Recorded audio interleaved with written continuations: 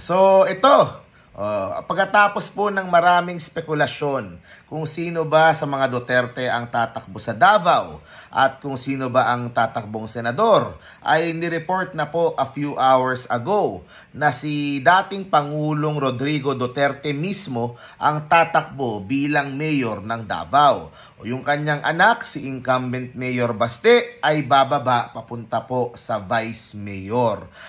So Duterte ang lalaban para po to retain control ng City Hall ng Davao. So mukha pong pinaghahandaan na po nila yung pong pinakamabigat na challenge sa buong history ng kanilang pag-upo dyan sa Davao. Kasi po mukhang talagang bubuhusan at talagang sisiguraduhin nung pong mga kalaban po nila na sila po ay matatanggal dyan. So it's going to be a very exciting race. At kaya ang nilabas nila ay yung pinakaulo na nila, 'di ba? Si Digong na mismo, siya na mismo ang lalaban diyan. According to PRRD, siya po ay hindi tatakbong senador. Sabi niya, masyado na po siyang matanda para po diyan, hindi na kaya ng kanyang katawan. O sabi niya, baka mag-collapse lang ako. Okay, so yun yung sinabi ni Digong tungkol doon sa pagtakbo bilang senador. Hindi nakakayanin ng kanyang kalusugan. Pero what's interesting is yung pagtakbo ng vice mayor ni Baste. Okay, yun ang medyo naiinteresado ako. Kasi pwede naman mayor si Duterte o tapos si Baste magsesenador. Okay, ang tanong, sino magsesenador? Si Pulong na ba? Si Pulong na ba yung magsesenador dito sa mga Duterte? Kasi parang hindi ko ma-imagine na walang Duterteng tatakbo para sa pagka-senador.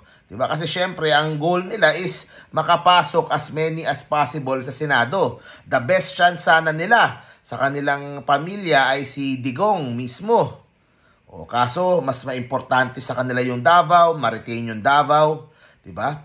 Tapos, sumunod sa kanya na pwedeng pag-senador si Baste.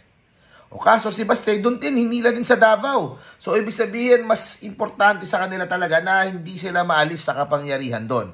Kaya at ang kanilang makakalaban, hindi pa natin pinag-uusap-usapan pa rin din po ngayon, pero maraming mga reports at mukhang binabash na nitong mga DDS din, ay si Attorney Migs Nograles ng PBA Party List. Okay? Actually, dun mo makikita yan kung sino ba yung mukhang tatakbo. Pag titingnan mo yung mga post ng mga vloggers, sila Kasetsu, sila yung mga ibang mga ano pa nila, mga pages pa nila, mukhang nakatarget na kay Migs Nograles. Mukhang siya na talaga yung ilalaban bilang mayor sa Davao. She will be the chosen one to take on this very important task for the administration para po tanggalin sa pwesto yung mga Duterte. Okay? So, of course, matagal nang magkaaway yung kanilang pamilya, Nograles at Duterte. Parating nagwawagi yung mga Duterte dyan. Sila ay naging magkaalyado nung naupo bilang presidente si PRRD. Pero ngayon po, nakakita ng opening itong pamilya Nograles at baka po itong si Migs nga.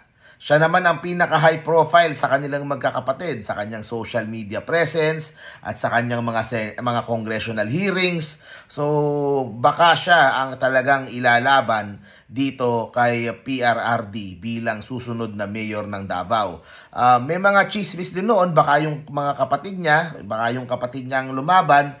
Posible pa rin naman yon. Pero yun nga, makikita po natin, ilang araw na lang naman ang hihintayin natin. Ano ba ang kahalagahan nito? Lalo na sa 2028, nagbabalak ang isang Sara Duterte na tumakbong presidente. Okay?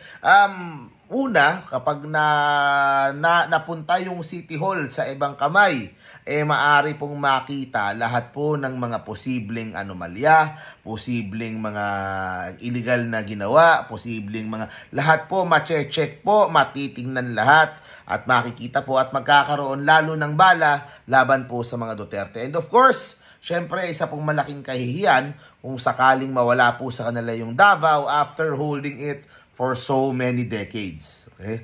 At syempre nandyan po talaga yung laban dyan. And kapag nawala pa yung Davao sa kanila, mawawala po yung huling stronghold nila, yung pong huling teritoryo o baluarte nila kung saan po meron silang hawak, di ba? Kaya nga nandiyan yung mga kaalyado nila, kaya diyan nahuli sila kay Buloy diyan. So yan ang ano nila, teritoryo nila eh. So mawawala po yung kanilang nag-iisang malaking teritoryo at makikita po natin kung ano po ang parang it's hard to imagine yung Davao City without the Dutertes leading it. Kasi po, for how many decades, di ba? Puro Duterte po ang may control dyan. Ano kaya ang magiging itsura niya? O kapag iba na yung mayor, kapag si Migs Nograles na yung mayor, I wonder what will happen to Davao City.